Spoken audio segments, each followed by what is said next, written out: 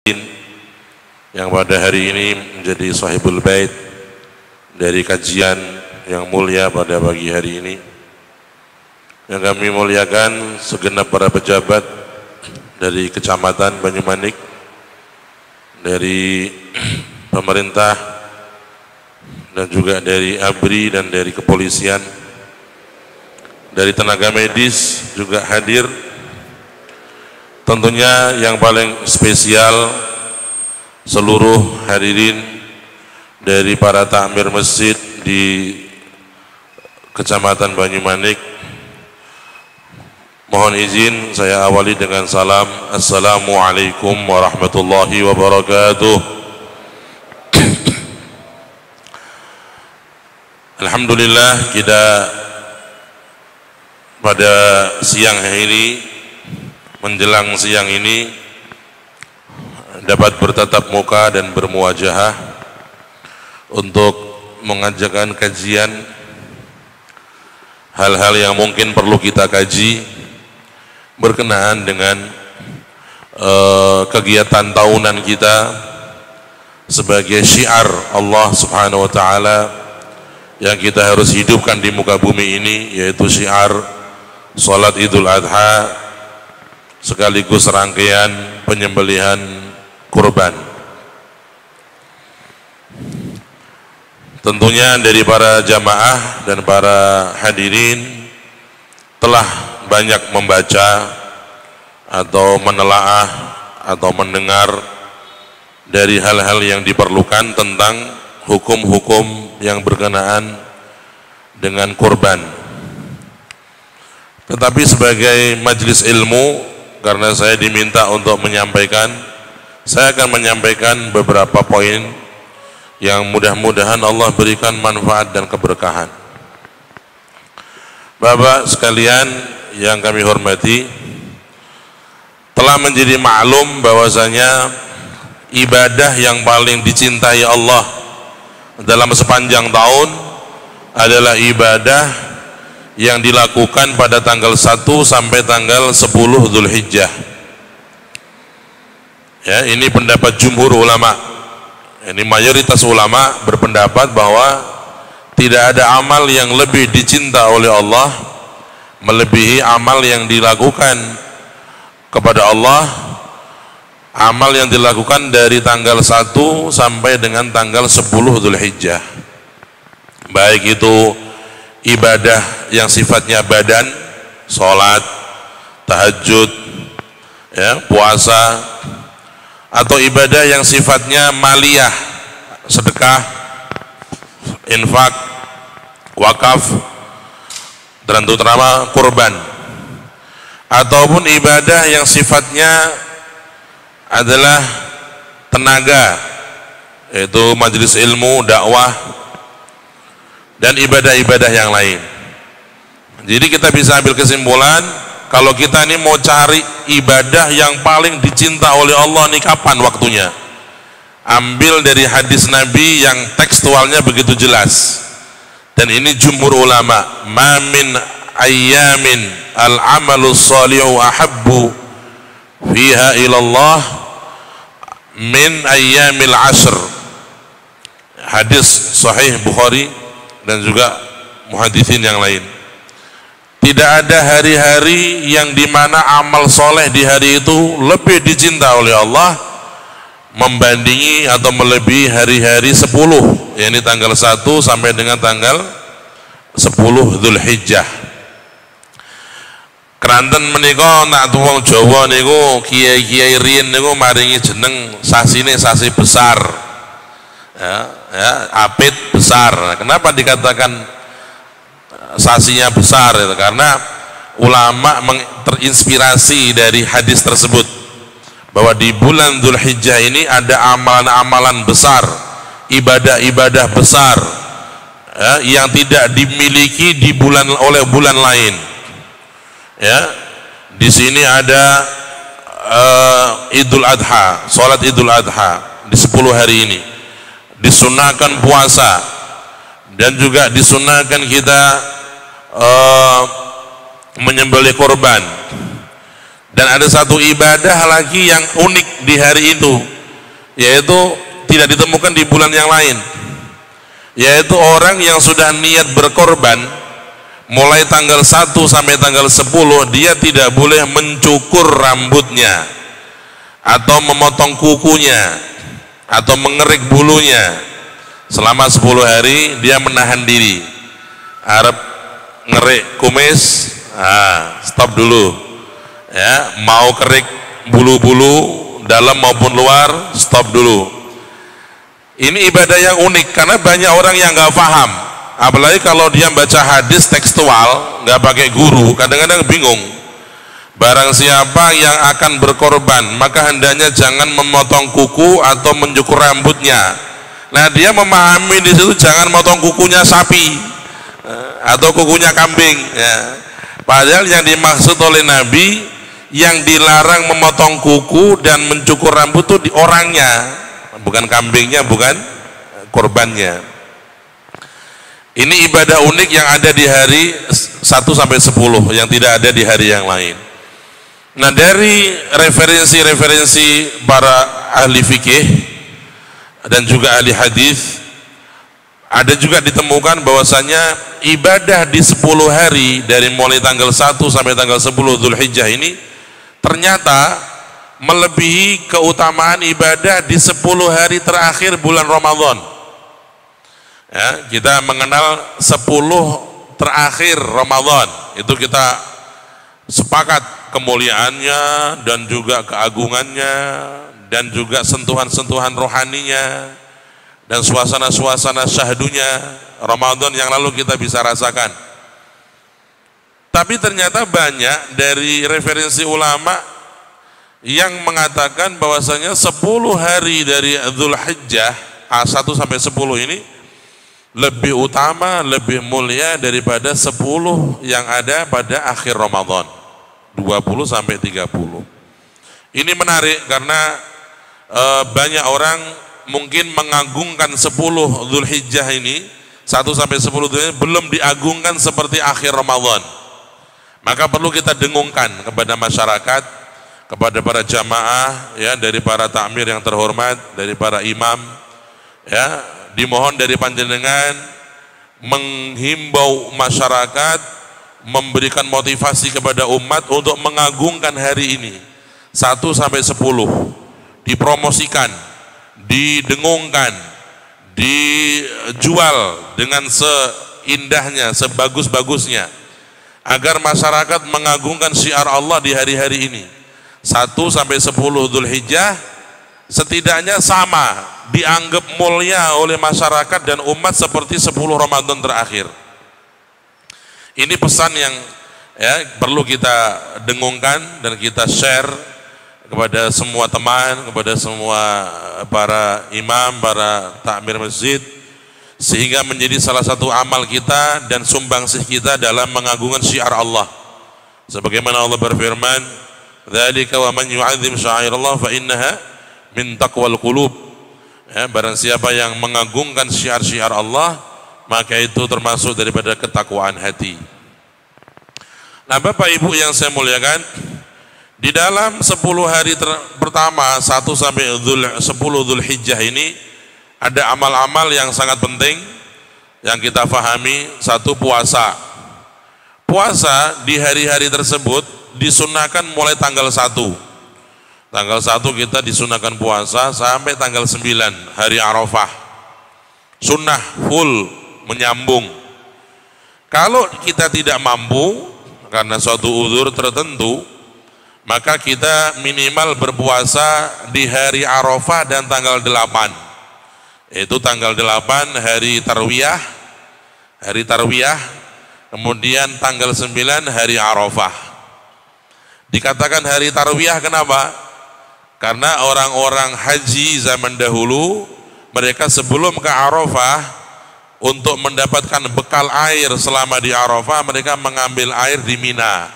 Di Mina ada air, mereka mengambil air tersebut dalam bentuk wadah-wadah dari kulit, zaman dulu wadah dari kulit onta ya. Kemudian air-air itu diwadahkan ke wadah mereka, namanya tarwiyah dalam bahasa Arab. Tarwiyah itu ngisi air ke wadah-wadah, dibawa ke Arafah untuk wukuf hari besoknya. Nah, tanggal 8 itu disebut hari tarwiyah.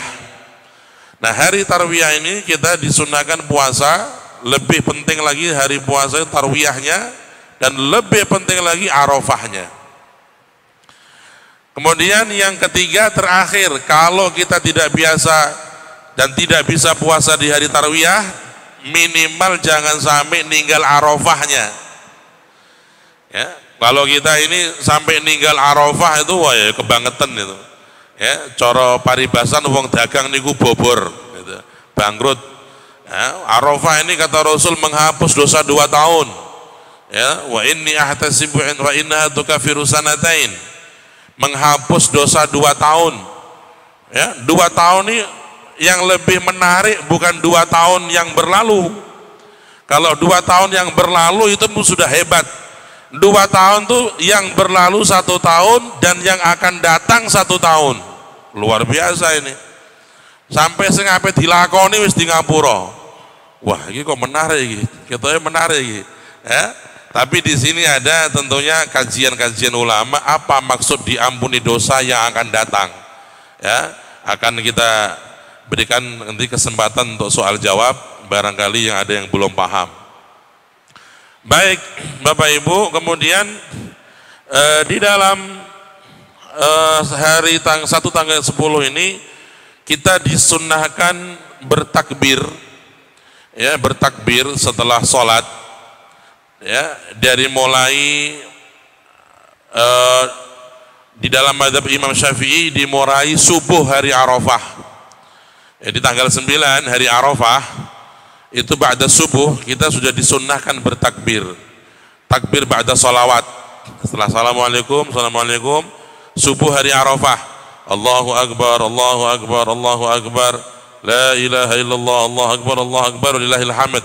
Seterus setelah zuhurnya, setelah maghribnya, setiap habis sholat sampai akhir ayyamut tasyrik, habis asar tanggal 11, 12, 13, setiap habis sholat kita dianjurkan, disunahkan bertakbir, namanya takbir muqayyad, takbir yang terikat dengan sholat. Ya, ini penting untuk diingatkan karena sebagian orang memulai takbirnya itu dari mulai malam lebaran. Ya, mulai lebaran baru dimulai takbir. Nah, memang yang disunnahkan kalau takbir yang mutlak setelah masuknya malam. Jadi ada takbir mutlak, ada atau mursal, ada lagi takbir muqayyad.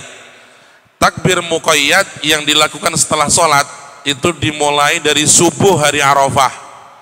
Subuh hari Arafah sudah mulai. Kemudian zuhurnya, asarnya nyambung sampai akhir tasyrik tanggal 13 setelah sholat asar. Di situ sudah finish, selesai.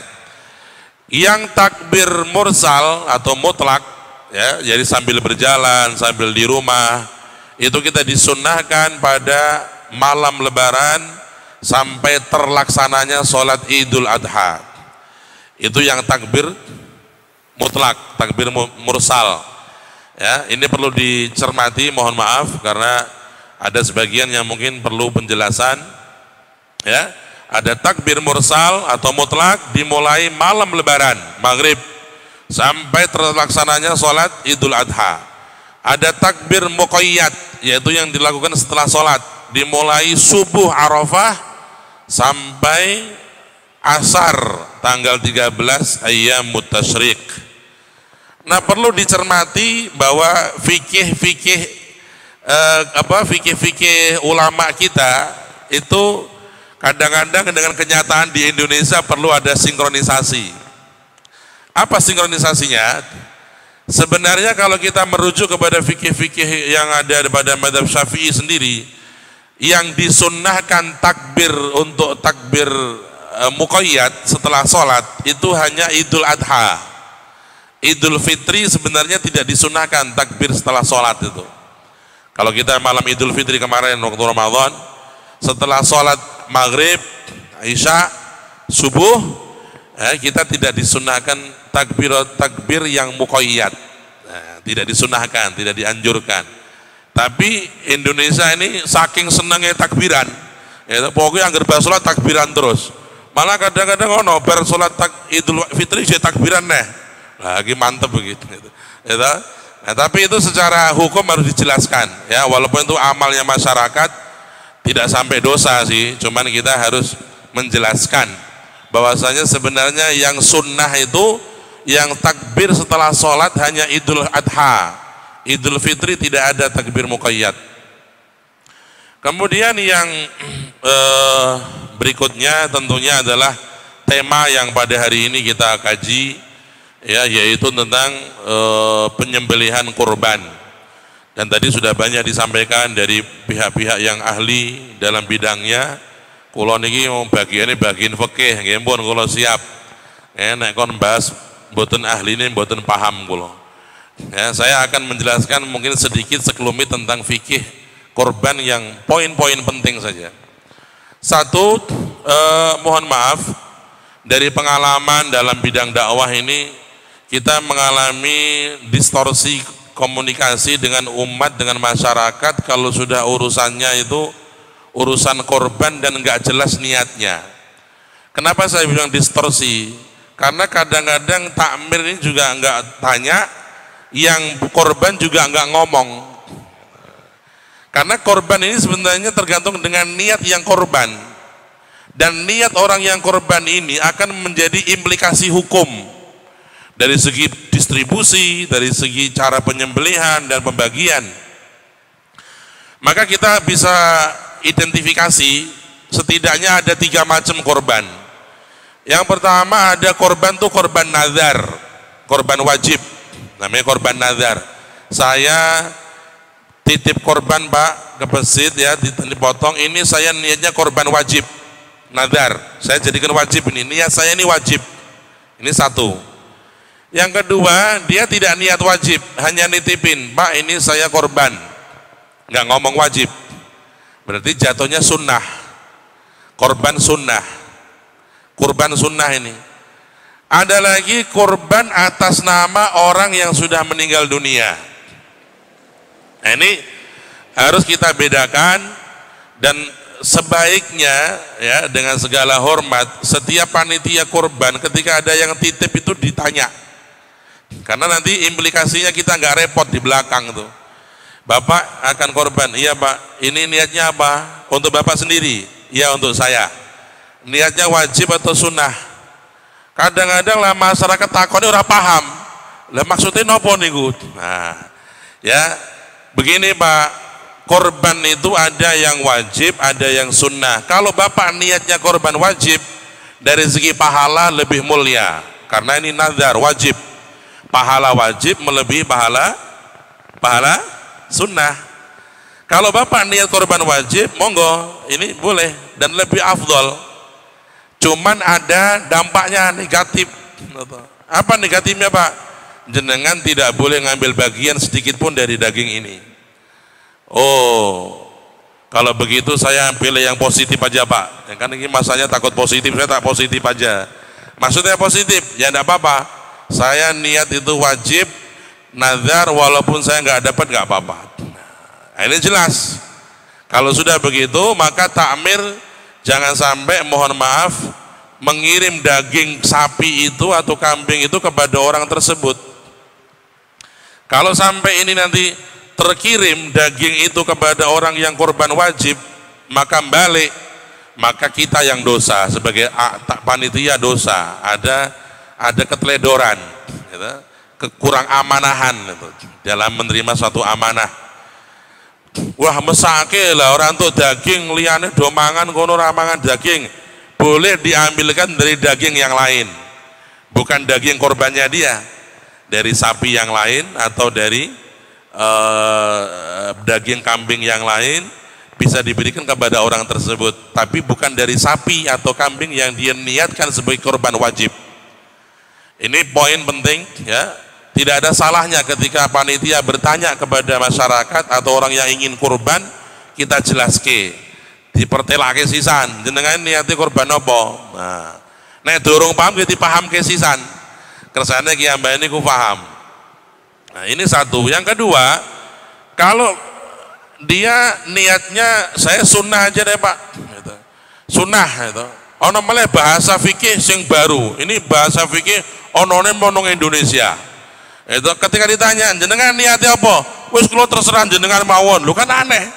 Sing korban ki jenengan kok malah pasrahno ngaku ki piye? Wah iki bongkokane tenanan memang gitu. Itu nate kula niku wonten tiyang lho jenengan niate pripun Mbah?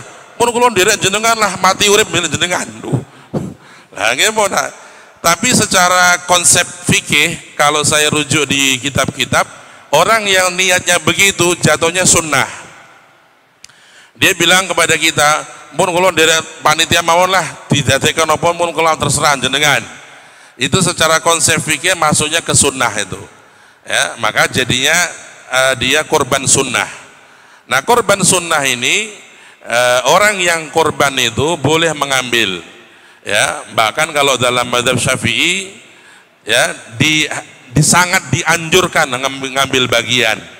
Kalau ada orang yang korban sunnah, itu Al-Imam Syafi'i menganjurkan mengambil, bukan boleh, menganjurkan. Jadi kalau dia nggak minta malah nggak baik.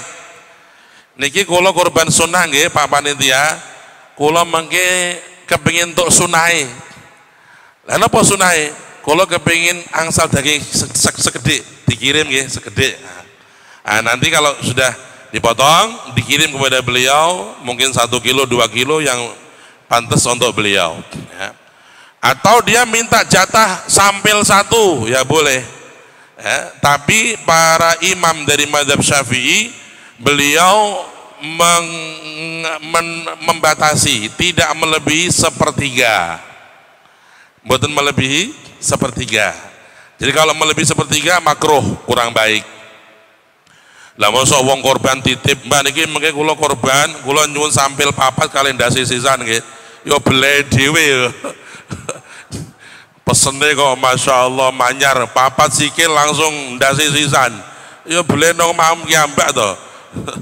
Niki saya banyolan, tapi setidaknya kita ada rujukan fikihnya ya. Bahwa kalau orang yang korban sunnah itu dianjurkan dia mengambil bagian dagingnya, tapi tidak melebihi 1/3. As-sulus itu yang paling banyak, 1/3. Kemudian ada yang terakhir, korban atas nama orang yang sudah wafat. Ya. Pertama kita harus paham bahwa korban atas nama orang yang sudah wafat itu menjadi perbedaan ulama. Ya, dari mulai zaman dulu ada sebagian mazhab membolehkan, ada mazhab yang lain tidak membolehkan. Tapi dalam mazhab Syafi'i, dan itu yang merakyat dan sudah menyeluruh di seluruh Asia Tenggara ini semua Syafi'i, Indonesia, Malaysia, Brunei, ya, Thailand, Vietnam, muslimnya itu rata-ratanya mazhabnya Syafi'i semua. Itu sudah Allah punya hikmah membagi.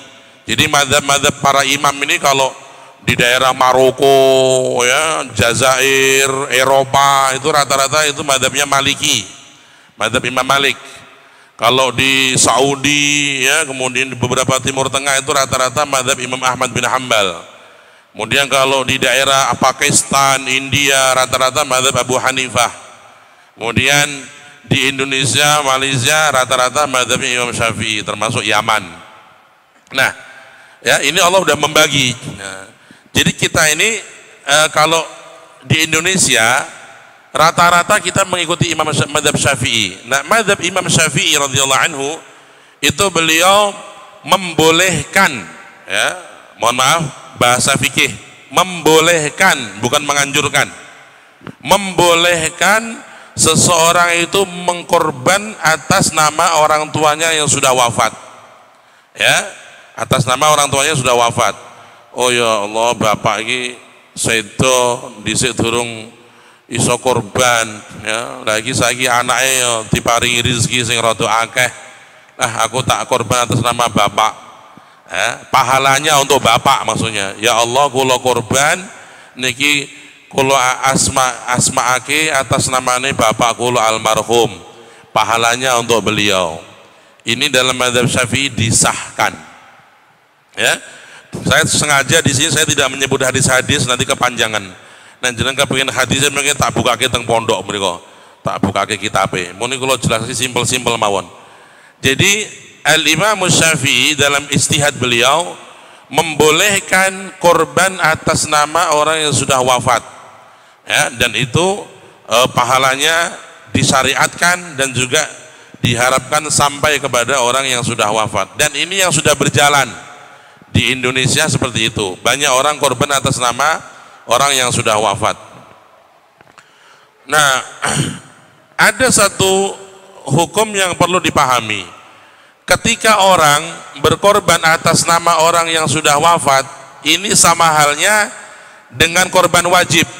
Dia tidak boleh ngambil bagian dari korban tersebut. Jadi kalau kita menyerahkan nih, Pak Panitia kula nyerahke korban niki atas nama ibu saya, fulanah. Maka kita tulis sebagai panitia, tulis, ini bapak ini wedhuse kae iki niate kanggo ibuke sing wis sedo. Nah, maka kita harus tandai supaya dari daging itu tidak sampai kepada orang yang berkorban atas nama ibunya atau atas nama orang tuanya yang sudah sedo tadi. Nah, karena ini adalah implikasi hukum yang perlu dicermati. Nah, ada orang bertanya, kalau ini sudah dijelaskan paham, alhamdulillah. Lah sing dhisik-dhisik iki piye? Ora ancoyi gitu. Nah, kalau ada orang berkorban, katakanlah dia niatnya korban wajib, ternyata dia ngambil bagian, atau dia berkorban niatnya untuk orang tuanya, ternyata jadinya dia ngambil juga bagian, apakah itu jadi haram? Nah, ya, ini yang perlu dicermati, bahwa kalau kita berkorban niat kita untuk wajib, ternyata kita memakannya atau mengambil bagiannya, atau kita berkorban untuk orang yang sudah wafat atas nama dia, dan kita ngambil bagian yang semestinya nggak boleh, ternyata kita ngambil, bukan berarti terus jadi haram, enggak. Itu menjadi pahala, tetap ada pahalanya, tapi pahala sodakoh biasa, bukan pahala korban. Jadi ada pahala sodakoh biasa, ada pahala korban. Karena kadang-kadang orang sing kemasukan ragu, loh, aku kok wis mangan mau, wah jadinya haram gitu mau. Nah, nggak sampai haram, mungkin sodakoh kok. Hanya saja kalau kita salah, maka jadinya korban itu memotong kambing itu jadinya pahala-pahala sedekah biasa. Seperti umpamanya jenengan hari-hari biasa bingung motong kambing, dipotong kambing, terus sepertiganya disedekahkan kepada fakir miskin. Dan pahala sedekah kan, bukan pahala korban. Ya. Jadi sama aja kalau kita di hari Lebaran kita potong korban, ternyata ada kesalahan, maka di situ jadinya pahala-pahala sodakoh, bukan berarti jadi haram, haram dimakan, nggak boleh dimakan, enggak, tetap halal, hanya pahalanya bergeser. Yang tadinya pahala korban sempurna hanya menjadi pahala sodakoh biasa. Walaupun sodakoh biasa itu pun jadi pahala, alhamdulillah masih pahala gitu.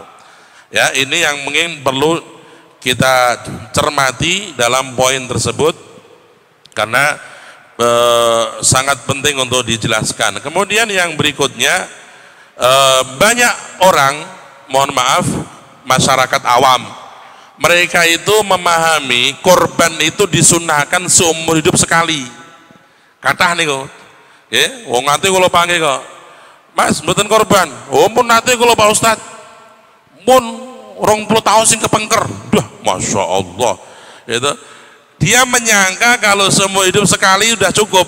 Padahal perlu dijelaskan bahwa korban itu sunnahnya setiap tahun bagi yang mampu. Setiap tahun. Ya, tahun ini mampu kita korban. Tahun depan mampu ya korban lagi. Ya, tahun depan mampu ya korban lagi. Ya, biasane wong nak seneng korban ben tahun, biasane iki duwite nyumber, rezekine akeh. Ya, karena dia sama Allah nggak hitung-hitungan, seneng. Ya, semakin banyak keluar, semakin banyak gantinya. Gitu. Nah, ini terutama di masyarakat awam ya, maka para imam dan para takmir masjid perlu didengungkan. Mungkin melalui khotib-khotib Jumat dari DMI, monggo bisa diingatkan para khotib, dimohon untuk menjelaskan hukum-hukum udhiyah ini, menghadapi korban ini dijelaskan. Salah satunya poin ini, bahwa korban itu disunnahkan setiap tahun bagi yang mampu. Setiap tahun ya kita mampu korban. Kemudian ada lagi di sini ada trouble pemahaman. Wonten wong niku nalika urip mboten korban-korban, padahal duwe wedhus akeh. Ana Mbah, wedhuse pinten? Wah, kula gangsal Pak Yai. Korban setunggal nggih. Wah, mengke mawon. Mengke kula nek mati niku dibeleke wedhus biasane. Jadi wong Jawa nang desa niku nek bapake sedo dibeleke wedhus atas nama wong tuane. Lah niki ngibadah sing cara aneh rada terlambat sithik iki. Gitu. Mestinya ketika dia masih hidup, dia punya kambing, dikorbankan waktu Idul Adha. Bukan waktu dia sudah meninggal baru anaknya motong kambing diatasnamakan sedekahnya untuk orang tuanya. Walaupun boleh aja. Wong saniki mamane bapak kula niku mun sedo setahun 2 tahun, bukan hanya sehari 2 hari, sudah 2 tahun meninggal, saya potong kambing terus saya sedekahin kepada fakir miskin. Saya bilang kepada Allah, ya Rabb, jadikanlah pahala sedekah ini kepada orang tua saya. Ya boleh saja ya, tapi ini kurang baik. Satu, karena ada kesalahpahaman, koyok-koyok korban ini ngenteni mati. Nah, ya. Nah, ini perlu dijelaskan kepada masyarakat, ada kesalahpahaman dalam masalah ini. Perlu mereka dimotivasi tentang pahala kurban untuk ini setiap tahun dan sebagainya. Itu dengan bahasa yang lebih cocok dengan jamaah masing-masing. Tapi intinya adalah poin memotivasi mereka agar paham berkorban setiap tahun itu sunnah, dan jangan nunggu sampai sedo. Nah, sedo lagi dikorbani ya. Ini ya, kesalahpahaman di dalam masalah korban. Saya kira itu ya yang mungkin penting. Kalau masalah syarat kambing ya udah tahulah. Pokoknya sing lemu-lemu aja sing guru-guru lah. Ya, mazhab Syafi'i memang tidak mengesahkan kalau sapi pincang ya, sapi pincang yang sangat kelihatan pincangnya nggak sah. Begitu juga sapi yang buta matanya atau kero sampai yang kelihatan dia kayak cacat banget, nggak boleh, nggak sah. Termasuk dalam mazhab Syafi'i kita tidak disahkan kalau berkorban dengan kambing atau sapi yang telinganya kupingnya buntung, bahasanya ganti kuping ya. Ini juga tidak disahkan ya. Ini masalah-masalah yang mungkin sudah lebih mudah dipahami dan itu gampang. Yang penting wong ku nek arep korban nggih dianjurke golek wedhus sing lemu, sing apik Pak, nggo tunggangan nang swarga, bahasane kan ngoten. Sing lemu sing apik, sapine sing lemu sing apik niku disunnahke ngoten niku nggih. Kemudian dari segi pendistribusian korban itu ada secara umum sudah banyak terlaksana dengan baik, tapi ada 2 poin yang ingin saya singgung ya. Satu, mayoritas ulama, saya bilang mayoritas ya, mayoritas ulama termasuk mazhab Syafi'i, mereka tidak membolehkan korban diberikan kepada non muslim ya. Non muslim tidak boleh menerima daging korban, dan ini adalah jumhur ulama, mayoritas ulama ya. Ada sebagian ulama kecil yang membolehkan, tapi jumhur ulama tidak membolehkan. Kenapa? Karena korban itu kan sesuatu pengorbanan ya, pengorbanan kepada muslim itu disahkan, tapi kalau pengorbanan muslim kepada non muslim tidak disahkan. Lah tapi nek awake dhewe korban mangan daging tonggo non muslim ora mangan korban mesake lho, boleh dikasih, tapi dalam bentuk sedekah. Ya, mungkin ada kita punya tim tertentu beli daging kambing di hari itu di pasar, nanti dikirim daging kepada dia dari daging sedekah, daging sedekahan, bukan daging korban. Ya, kan bodoh-bodoh dagingnya. Mohon kono kan orang beda ke, ini korban apa sedekah kan dia nggak tahu. Yang penting dia nerima daging, kasih daging sedekahan dari pasar, kita beliin. Kita takmir masjid mungkin untuk mensiasati, untuk supaya merangkul non muslim, tetap dapat daging di hari itu, beliin dari sedekah ya, kita berikan kepada dia. Tapi dari daging korban, jumhur ulama, mayoritas ulama tidak mengesahkan, tidak dibolehkan. Kalau memberi makan, sebagian ulama boleh. Contohnya memberi makan, ya, setelah kita potong daging korban, kita masak. Setelah kita masak, kita berikan sebagian masakan itu kepada dia. Nah, boleh, namanya it'am, memberi makan. Ya, ada perbedaan antara kita memberi daging masih mentah dengan kita memberikan makan kepada orang daging korban yang sudah kita masak. Beda. Ya, kalau kita ini sudah menerima daging, saya dapat jatah nih dari korban, terus saya masak. Setelah jadi masakan, saya ngajak makan, Mas, ya gini Pak, lu aku non muslim, ora apa-apa mangan, aku tak masak lagi. Ya, dia memakan masakan kita, jatah kita, ya, bukan kita memberikan dari daging korban yang masih mentah kepada dia.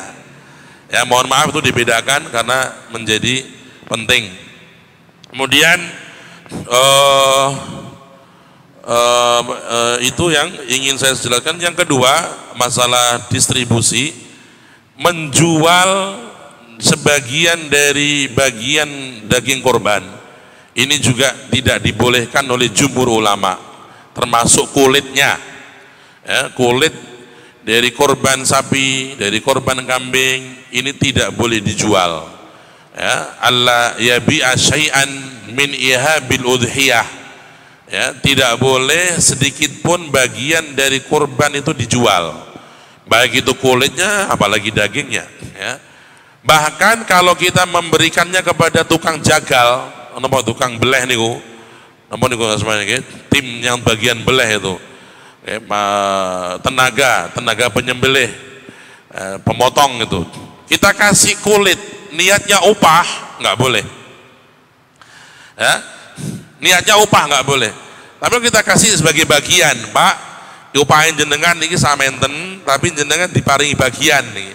Ini ada bagian dari korban, jenengan dapat kulitnya, bukan upah. Wah, enggak apa-apa, itu boleh. Tidak mengurangi dari pahala korban. Tapi kalau dijadikan upah, maka menjadikan korbannya tidak sah. Jadinya pahala sedekah biasa. Nah, ini disinilah para ulama itu banyak yang ngati-ngati. Ono foto ulama kok bahas sampai dawa-dawa ngono kuwi. Karena sebenarnya di sini mereka kepingin dapat pahala yang terbesar di sisi Allah di hari itu. Apa kata Nabi? Ma min amalin afdalu indallah fi yaumil udhiyah min iraqatid dam. Atau kama qala, tidak ada ibadah di hari lebaran yang menyamai atau melebihi memotong binatang korban. Jadi tidak ada ibadah yang melebihi korban di hari lebaran Idul Adha. Makanya orang kepingin dapat pahala korban ini. Nah, untuk mendapat pahala yang paling afdal di sisi Allah, mereka ini ulama ngati-ngati, jangan sampai membatalkan. Maka dibahas dengan istihad mereka, dengan pembahasan-pembahasan dan kajian mereka, keluarlah produk-produk hukum. Ya, termasuk tadi beberapa poin yang Kang Kulo sampaikan. Ya, saya kira itu. Ya. Dan kalau masalah ini kan new normal, bagaimana sesembelihan dan sebagainya, mungkin nanti akan atau sudah mungkin disampaikan oleh beliau-beliau, ya.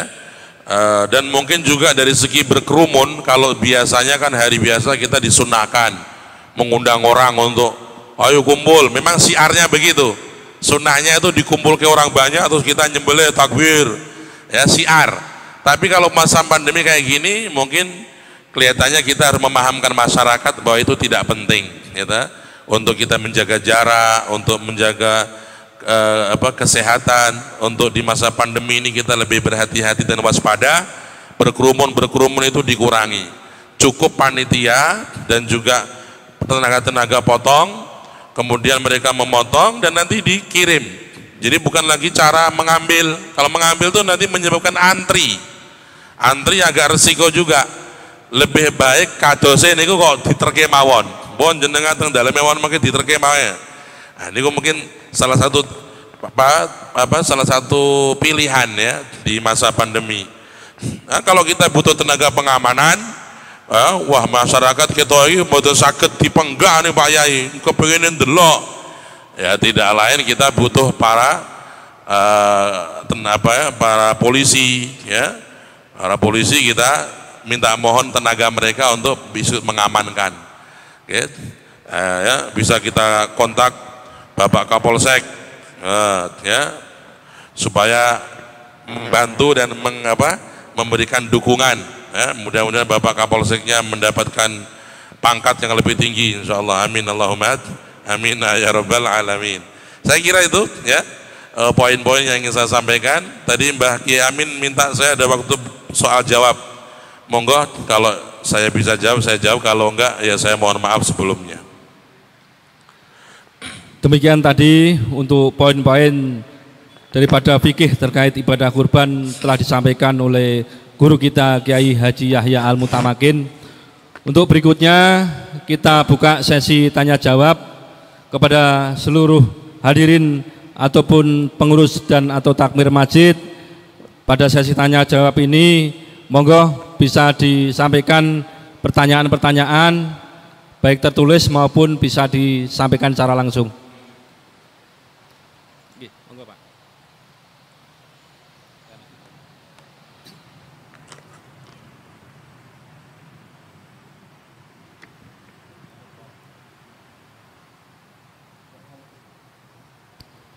Assalamualaikum warahmatullahi wabarakatuh.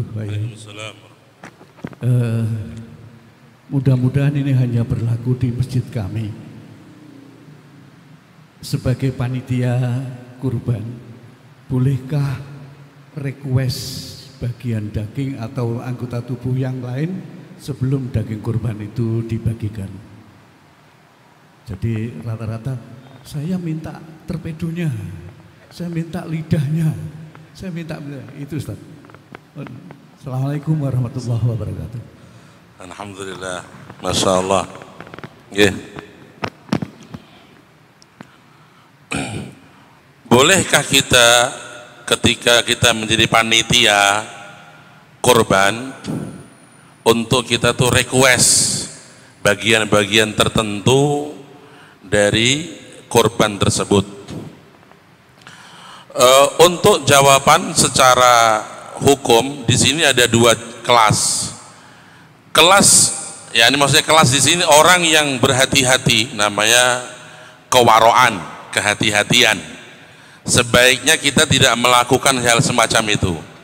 Ya, kita pesen, apalagi kalau pesannya kok sampai berdua bisik-bisik.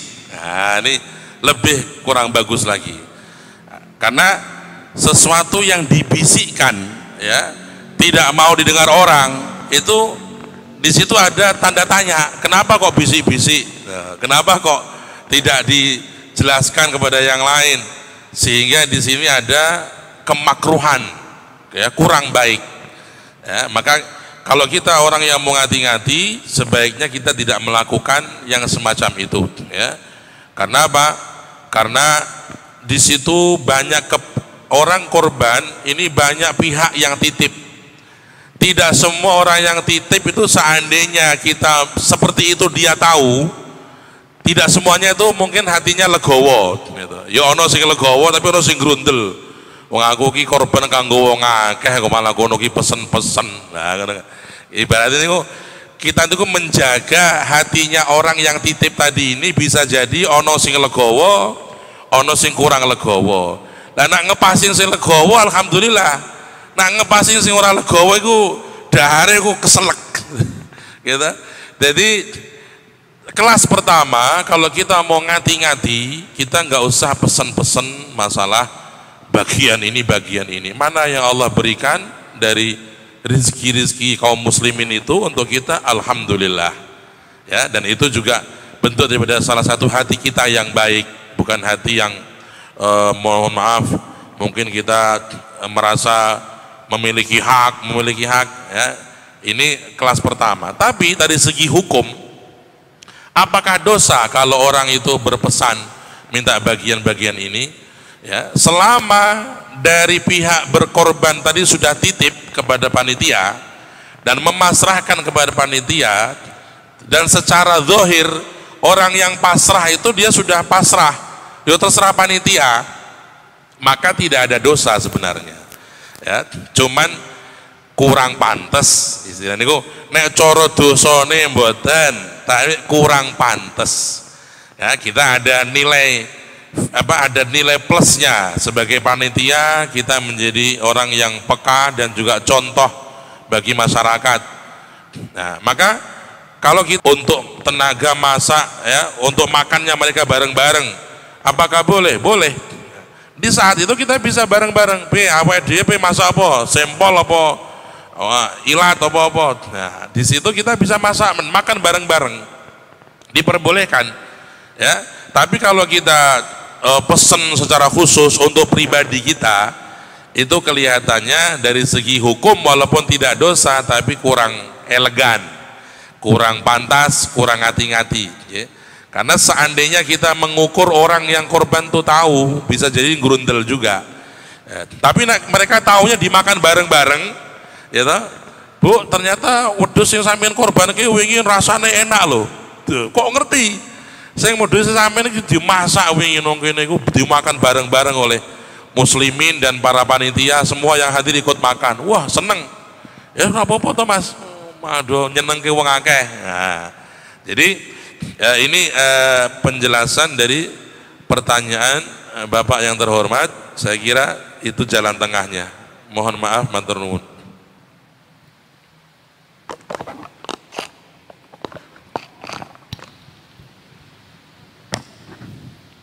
Bismillah. Assalamualaikum warahmatullahi wabarakatuh. Waalaikumsalam. Dan saya apa? Nyuwun penjelasan.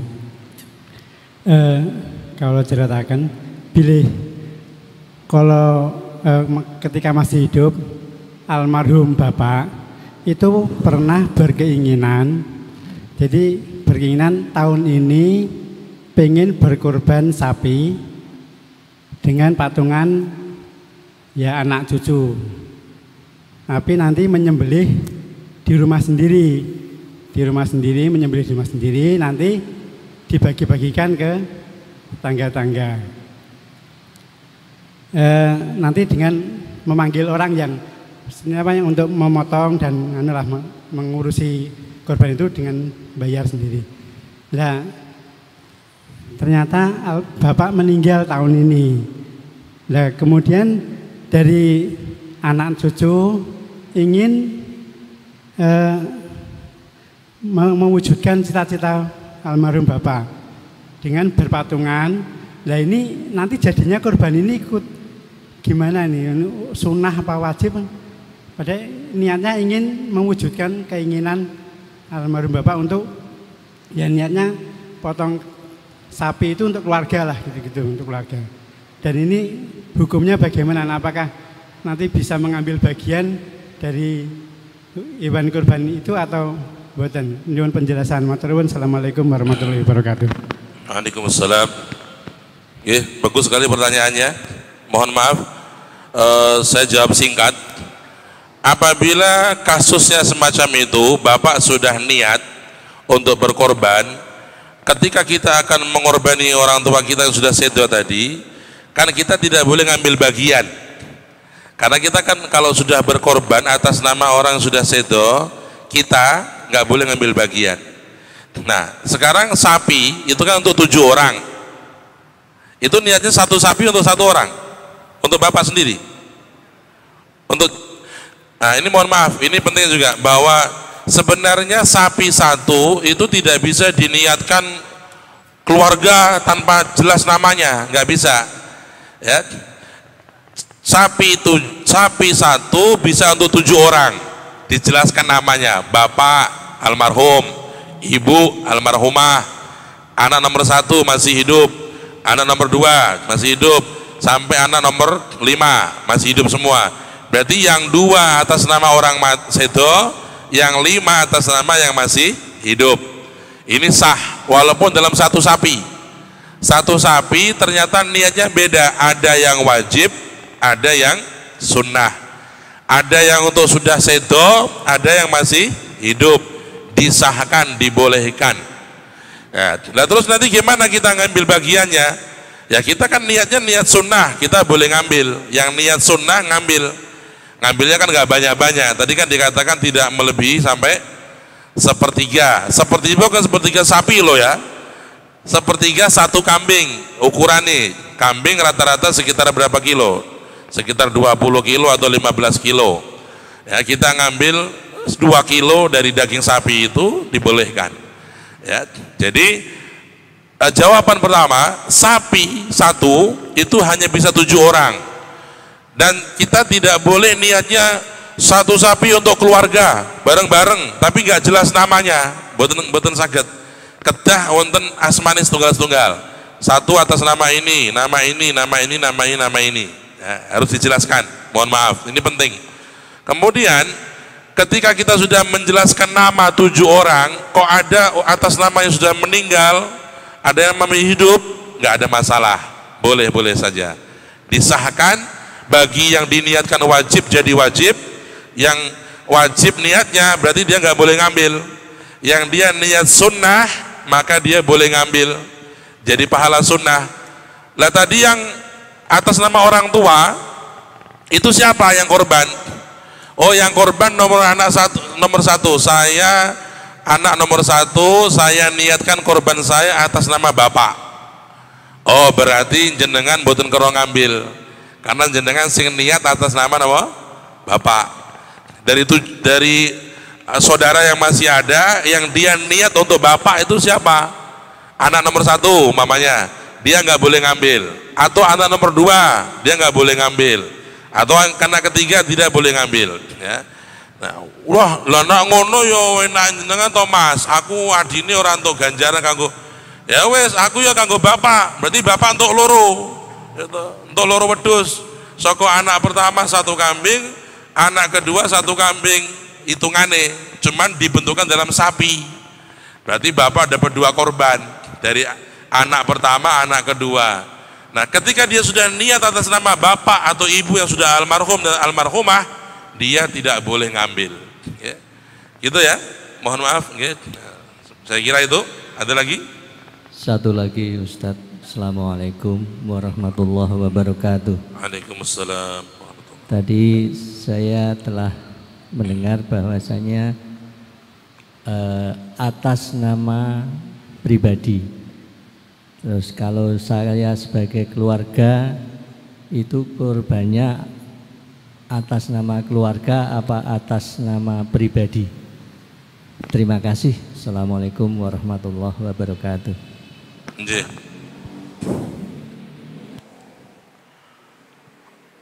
Apakah kita ketika berkorban 1 kambing boleh diniati untuk keluarga atas nama keluarga? Jawabannya tidak boleh. Jadi 1 kambing hanya boleh untuk 1 orang nama. Tapi dari segi pahalanya boleh diniatkan untuk semuanya. Namanya harus 1, pahalanya bareng-bareng. Juga dagingnya bareng-bareng boleh. Ya, contoh seorang bapak nih, ada punya anak 3, ada istri 1. Istrinya 1 apa 2 nih? Ya, muga-muga gitu. Kan wis ono fatwa kula niku ya. Jadi istri 2, 3 itu khusus kiai. Nah, ya enggak. Jadi kalau dia seorang bapak, istri 1, dia punya anak 3, berarti kan dengan dia 4. Ketika ada rezeki di tahun ini ada uang nih. Ada uang 2 juta, bisa beli kambing 1. Caranya korban bukan berarti kita kambing 1 terus kita namakan bareng-bareng, nggak bisa. Ini kambing 1 untuk 1 keluarga ya mah ya. Awakmu mah karo aku karo anak 3, 5, nggak bisa. Karena 1 kambing hanya 1 orang, 1 nama. Ya.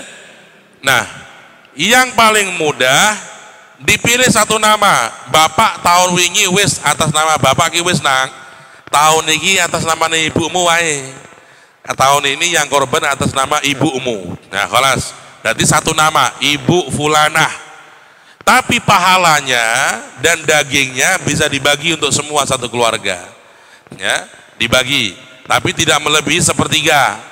Sepertiga diambil untuk keluarga, pahalanya juga isi ibu ini niat untuk satu keluarga, disahkan.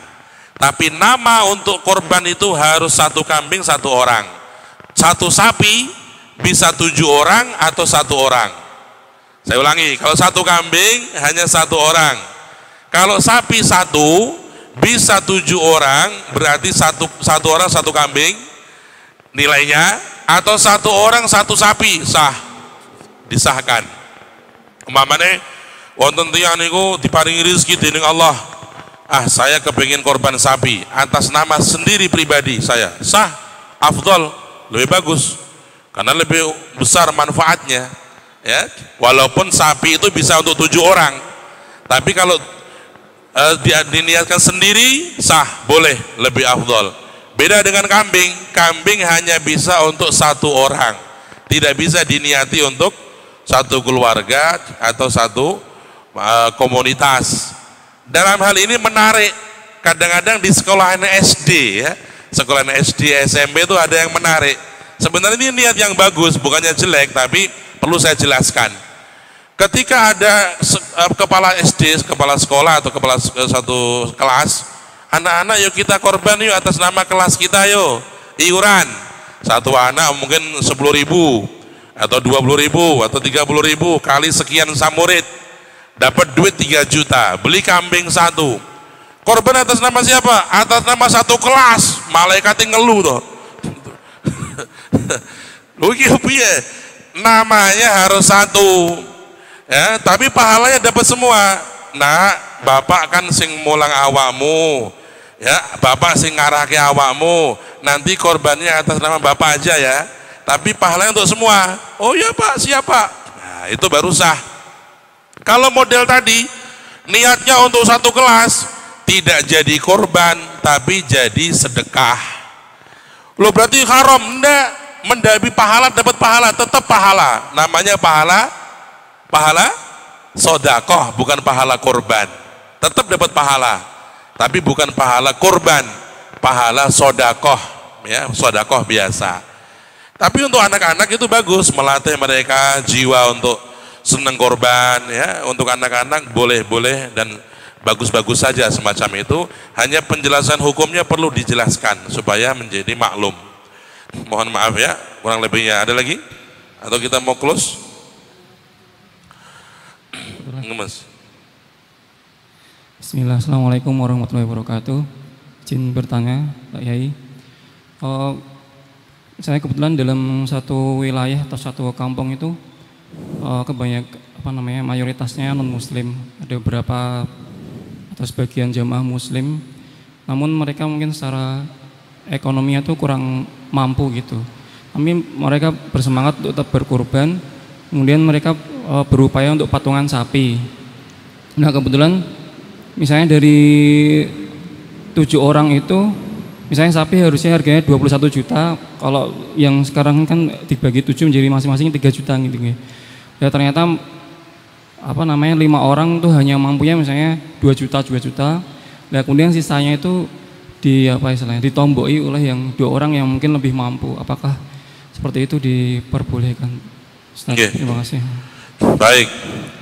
Ada sapi harganya 21 juta. Oke. Muslim ini kepingin korban sapi atas nama 7 orang.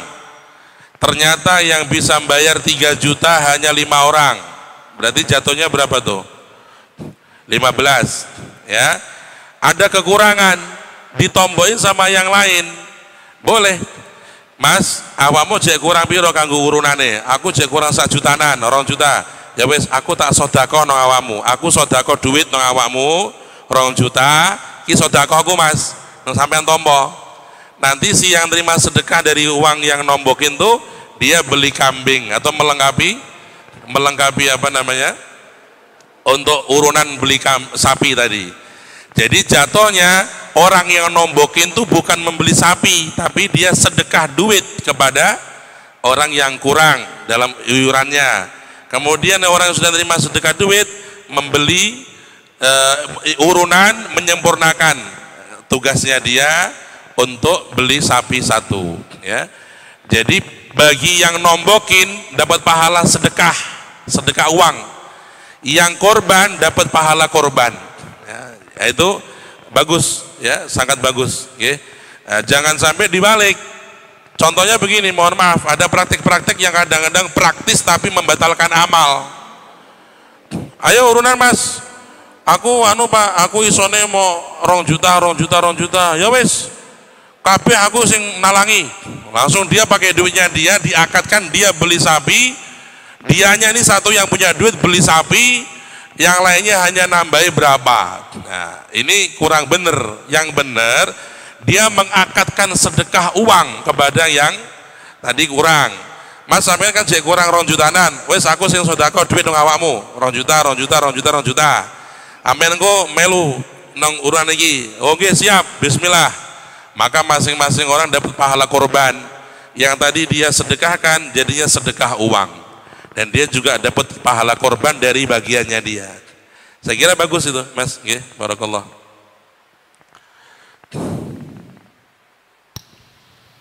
Bismillahirrahmanirrahim. Assalamualaikum warahmatullahi wabarakatuh. Waalaikumsalam warahmatullahi. Bapak Kiai, saya dari Masjid Nur Amal Ulin dan juga pengurus Mushola Al-Karomah. Di Mushola Al-Karomah itu biasanya untuk pembagian daging, Bapak, diserahkan kepada ibu-ibu PKK. Ibu-ibu? PKK ya. Dan kebetulan ibu-ibu PKK itu ada yang beragama Nasrani, Pak. Apakah dibolehkan seorang Nasrani menjadi panitia untuk kurban? Matur nuwun. Assalamualaikum warahmatullahi wabarakatuh. Ya gitu dong, ono kitabe iki. Indonesia ini perlu kamus khusus ini. Ya. Oke. Lah, saya tidak bisa menjawab secara tekstual karena ini masalah yang di kitab belum pernah saya baca. Belum ada di kitab masalah semacam ini. Turyo ulama-ulama di sini kan mboten nate nyono PKK muslimah ketuane non muslim iki yo durung ono. Ya, nah, tapi secara umum kula badhe matur jenengan ngeten. Secara umum si ketua PKK ini dia ngambil bagian daging korban mboten? Dia ngambil. Ya, kalau ngambil sebetulnya tidak boleh. Kalau selama dia non muslim tidak boleh ngambil bagian dari bagian dari korban. Tapi bisa disiasati. Kita kan tetap merangkul. Kita sesama anak bangsa tetap merangkul siapapun dia. Tapi kita juga dalam koridor hukum yang kita punya. Caranya bagaimana? Si ibu PKK ini bisa kita bagi dari daging yang lain. Ya, daging kita sedekahkan kepada beliau, ya, dari daging yang lain, bukan daging dari korban tadi. Ya, ini mungkin jalan terakhir. Dijelaskan kepada para panitia yang lain supaya tidak sampai si ibu ini mungkin tersinggung, tapi harus ada siasat.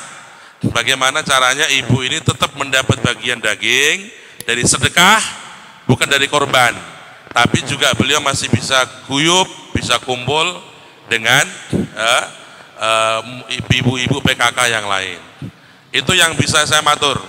Nek kitabe dereng ketemu kalau niku, ya, mohon maaf. Oke, para hadirin sekalian, ini berhubung waktu sudah mendekati zuhur, barangkali untuk sesi pembahasan fikih terkait dengan ibadah kurban kita cukupkan sekian sementara. Nanti insya Allah di lain waktu barangkali untuk saudara-saudara Bapak takmir masjid bisa bertanya lebih lanjut dalam kajian-kajian online yang disampaikan oleh Bapak Kiai Haji Yahya Al-Mutamakin, yaitu dengan lewat kajian online Tabasam, barangkali bisa disampaikan di sana. Jika pada hari ini barangkali ada bapak-bapak semuanya yang masih menyimpan pertanyaan-pertanyaan, nanti bisa disampaikan pada Bapak Kyai Yahya Al-Mutamakin di kajian online Pondok Pesantren Madinah Munawaroh. Demikian kami ucapkan terima kasih kepada Bapak Kyai Haji Yahya Al-Mutamakin yang pada kesempatan siang hari ini telah memberikan pencerahannya kepada kita semuanya, khususnya terkait dengan ibadah kurban, dan disambut dengan sangat antusias oleh Bapak Ketua Takmir sekalian. Ini dibuktikan dengan adanya banyak pertanyaan, dan insya Allah apa yang disampaikan oleh guru kita Bapak Kyai Haji Yahya Al-Mutamakin senantiasa dapat menjadikan ilmu yang bermanfaat untuk kita semuanya. Amin ya rabbal alamin. Tibalah di penghujung acara untuk rangkaian acara pada siang hari ini, yaitu acara penutup, di mana sebelum acara ini ditutup dengan doa oleh guru kita Bapak Kyai Haji Yahya Al-Mutamakin. Di sini saya selaku pembawa acara mohon maaf yang sebesar-besarnya apabila di dalam membawakan acara pada silaturahmi siang hari ini terdapat ucapan ataupun tutur kata yang kurang berkenan di hati hadirin sekalian. Semoga hadirin sekalian senantiasa membukakan pintu maaf yang sebesar-besarnya dengan hati yang lapang. Terima kasih. Untuk selanjutnya kami mohonkan perkenan Bapak Kyai Haji Yahya Al-Mutamakin untuk menutup acara pada siang hari ini dengan doa.